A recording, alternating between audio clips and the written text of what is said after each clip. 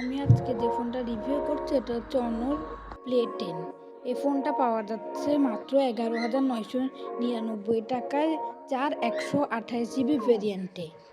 এটার মধ্যে রয়েছে একটি এলসিডি প্যানেল যেটা 6.74 ইঞ্চি, যেখানে রয়েছে 90 হার্টজ। এটা মোটামুটি ভালো, হ্যাংও করে না। টুকটাক ছোটোখাটো গেমগুলো খেলেও মজা পাবে, কিন্তু এখানে যদি 500 থাকতো তাহলে আরো ভালো হতো। এটাতে রয়েছে 600 নিটস পিক ব্রাইটনেস। এই ফোনটা হচ্ছে প্লাস্টিক বিল্ড। এই ফোনটাতে রয়েছে 5000 mAh এর ব্যাটারি আর 10 ওয়াট চার্জিং। এখানে যদি 15 ওয়াট বা 18 ওয়াট থাকতো তাহলে আরো ভালো হতো। এই ফোনটা মোটামুটি শক্ত। এই ফোনটাতে রয়েছে IP54 ওয়াটার রেজিস্ট্যান্স। এটা আবার কেউ পানিতে ভিজাবেন না। এটাতে রয়েছে সাইড মাউন্টেড ফিঙ্গারপ্রিন্ট স্ক্যানার, যেটা মোটামুটি অনেক ফাস্ট। তারপর 600 নিটস পিক ব্রাইটনেস দেওয়া আছে।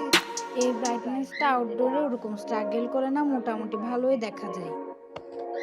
এটার সাথে রয়েছে একটা ব্যাক কেস, যে ব্যাক কেসটা অনেক ভালো।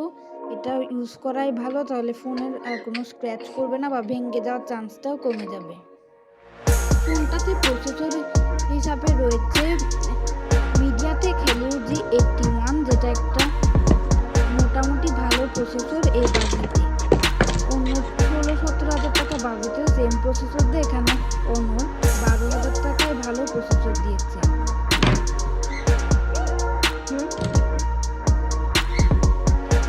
ব্যাকে রয়েছে 13 মেগাপিক্সেলের ক্যামেরা, ফ্রন্টে 5 মেগাপিক্সেল, ফ্রন্টে 8 মেগাপিক্সেল ওরা দিতে পারে।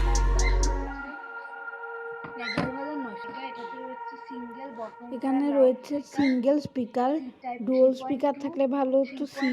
সি টাইপ চার্জিং পোর্ট, 2.2 আর 3.5 মিলিমিটার হেডফোন জ্যাক আর নয়েজ ক্যান্সেলেশন মাইকও রয়েছে। এখন এই ফোনটা কিনবেন নাকি কিনবেন না, এটা পুরোটাই আপনার ইচ্ছা।